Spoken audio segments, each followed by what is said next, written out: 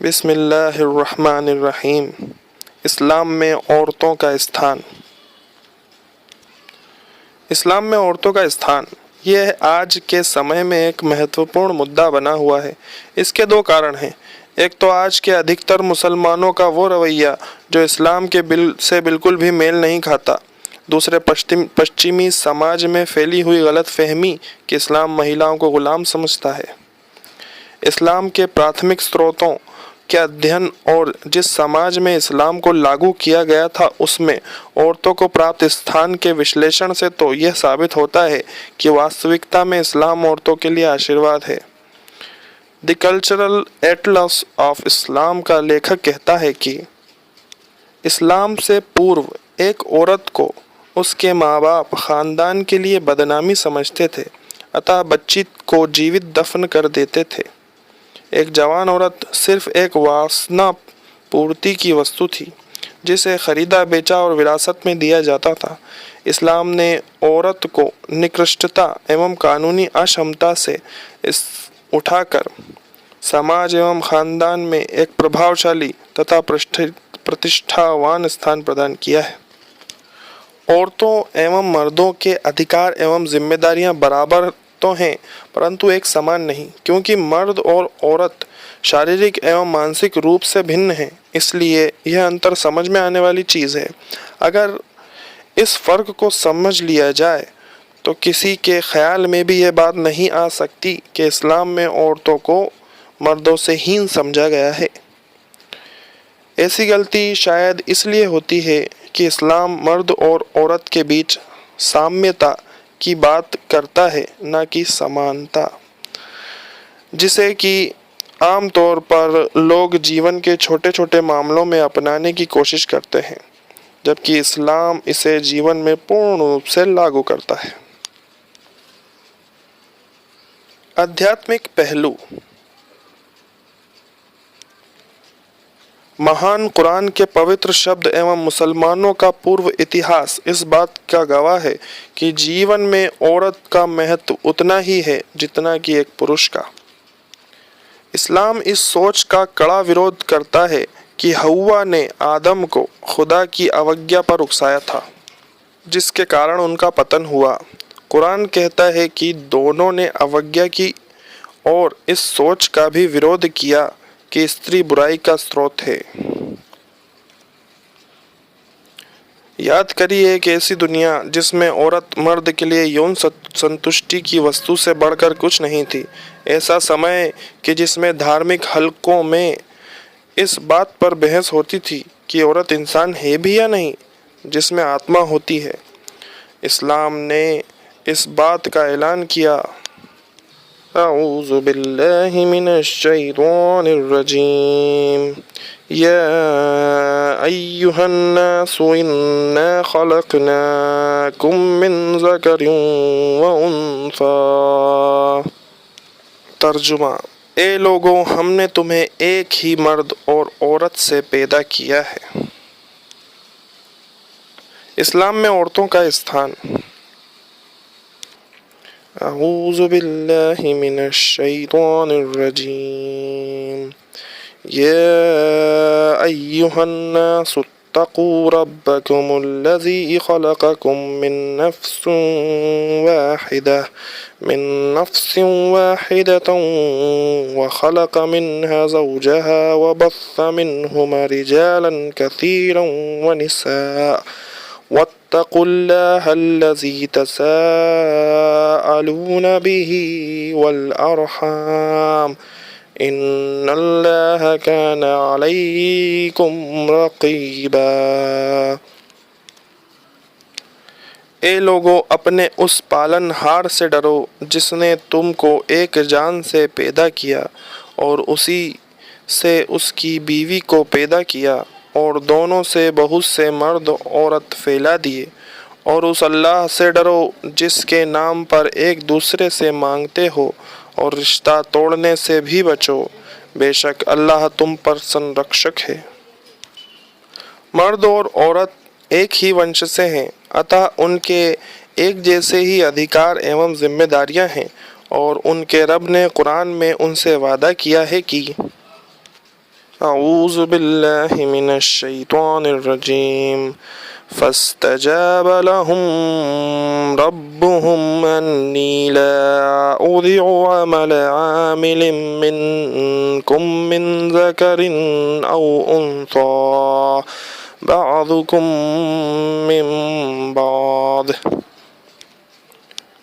तुम में से किसी कर्म करने वाले के कर्म को चाहे वह मर्द हो या औरत मैं कभी बेकार नहीं करता, तुम आपस में एक दूसरे से हो। अतः इस्लामी परंपरा के अनुसार एक औरत की अपनी स्वतंत्रता की पहचान है। वह अपने अधिकारों की स्वयं जिम्मेदार है और उस पर उसके अपने ही नैतिक एवं आध्यात्मिक कर्तव्यों का बोझ है। सामाजिक पहलू। औरतों को भी शिक्षा का उतना ही अधिकार है जितना कि मर्दों को है। आज से लगभग 1400 वर्ष से ज़्यादा पहले मोहम्मद सल्लल्लाहु अलैहि वसल्लम ने स्पष्ट कर दिया था कि ज्ञान का प्राप्त करना हर मर्द और औरत पर अनिवार्य है। यह आदेश एकदम स्पष्ट था और इतिहास इस बात का साक्ष्य है कि मुस्लिम समाज में अधिकतर ने इस पर अमल किया है। इस्लाम ने समाज में औरतों के स्थान को बुलंद किया है और उन्हें मर्दों के बराबर खड़ा किया है। यहाँ तक कि कुछ मामलों में ख़ास तौर पर माँ के रूप में उन्हें मर्दों पर भी प्रधानता दी गई है। अतः जब एक व्यक्ति ने पैगंबर मोहम्मद सल्लल्लाहु अलैहि वसल्लम से पूछा, मेरे अच्छे बर्ताव का सबसे अधिक हकदार कौन है? पैगंबर सल्लल्लाहु अलैहि वसल्लम ने कहा, तुम्हारी माँ। उसने पूछा, फिर कौन? पैगंबर सल्लल्लाहु अलैहि वसल्लम ने कहा, तुम्हारी माँ। उसने फिर पूछा कि उनके बाद कौन? पैगंबर मोहम्मद सल्लल्लाहु अलैहि वसल्लम ने उत्तर दिया, तुम्हारी माँ। उस व्यक्ति ने चौथी बार पूछा, फिर कौन? तो पैगंबर सल्लल्लाहु अलैहि वसल्लम ने उत्तर दिया, तुम्हारा पिता। यानी कि माँ का स्थान पिता से 3 दर्जे ऊपर है। एक दूसरे अवसर पर एक व्यक्ति पैगंबर मोहम्मद सल्लल्लाहु अलैहि वसल्लम के पास आया और फौजी अभियान पर जाने की इच्छा व्यक्त की। पैगंबर मोहम्मद सल्लल्लाहु अलैहि वसल्लम ने उससे पूछा कि क्या तुम्हारी माँ है?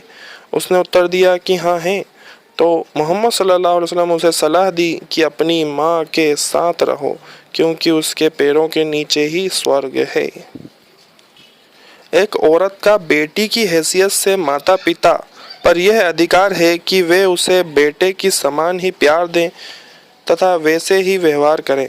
पैगंबर मोहम्मद सल्लल्लाहु अलैहि वसल्लम ने ऐसे लोगों को स्वर्ग की खुशखबरी दी है जो अपनी बेटियों के साथ अच्छा व्यवहार करते हैं तथा लड़कों को उन पर वरीयता नहीं देते। इस्लाम औरत को पूरी आज़ादी देता है कि वह शादी की पेशकश को स्वीकार करे या नहीं। अतः उसकी सहमति शादी की वैधता के लिए अनिवार्य है, क्योंकि शादी आपसी शांति, प्रेम एवं करुणा पर आधारित है। डॉक्टर जमाल बदवी जो कि कनाडाई मूल के मुस्लिम विद्वान हैं, अपनी पुस्तक जेंडर इक्विटी इन इस्लाम में लिखते हैं, पति परामर्श एवं दया के ढांचे में रहते हुए सारे परिवार की परवरिश, रक्षा एवं संपूर्ण नेतृत्व करता है। पति पत्नी के आपसी सौहार्द एवं दायित्वता का यह अर्थ नहीं कि कोई एक पक्ष दूसरे से मातहत है। पैगंबर मोहम्मद सल्लल्लाहु अलैहि वसल्लम घर के कामों में मदद करते थे, हालांकि उन पर समाज की जिम्मेदारियों का जो बोझ था एवं उन्हें जिन मसलों का सामना करना पड़ता था वे बहुत ज़्यादा बड़े थे। समाज एवं नैतिक जिम्मेदारियों का बोझ मर्द और औरत दोनों पर है। पति पत्नी को ऐसी हरकतों एवं चेष्टाओं से बचना चाहिए जो दूसरों की भावनाओं को ठेस पहुंचाए या उससे उनकी नैतिकता पर गलत शक किया जाए।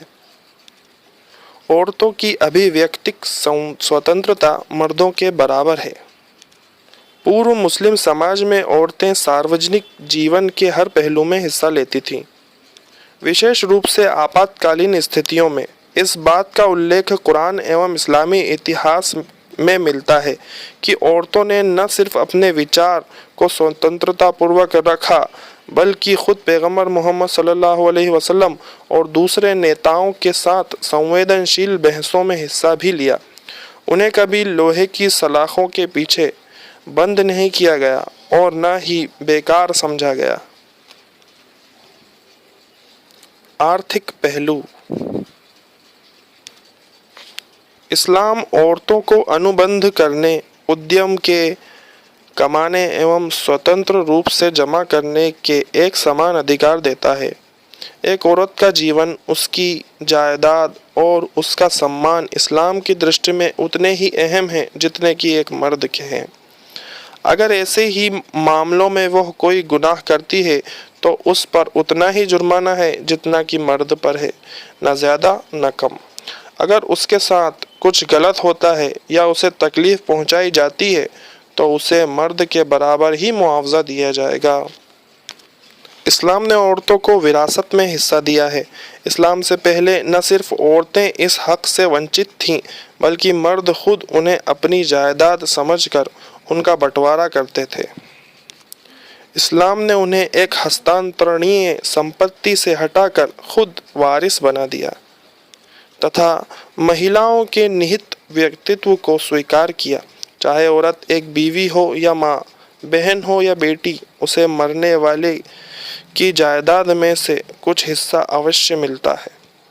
यह हिस्सा मरने वाले से उसके रिश्ते एवं वारिसों की संख्या के अनुसार तय होता है। यह हिस्सा सिर्फ और सिर्फ उसी का होता है तथा कोई भी उससे उसका ये हक छीन नहीं सकता और न ही उसे इससे वंचित कर सकता है। फिर चाहे मरने वाले ने उसके खिलाफ कोई वसीयत की हो या उसके हिस्से को किसी और के नाम कर दिया हो, इस्लामी कानून उसे उसकी अनुमति नहीं देता। औरतों को हर प्रकार की आर्थिक जिम्मेदारी से बरी किया गया है। एक बीवी होने के नाते औरत को ये हक है कि वो निकाह के समय अपने पति से अपनी इच्छानुसार मेहर की रकम मांग सकती है, जो सिर्फ उसी का होगा। इसके साथ ही औरत के पालन पोषण तथा खर्च की पूरी जिम्मेदारी मर्द को दी गई है। औरत को काम करने या परिवार के खर्च में हिस्सा लेने की कोई आवश्यकता नहीं रखी गई है।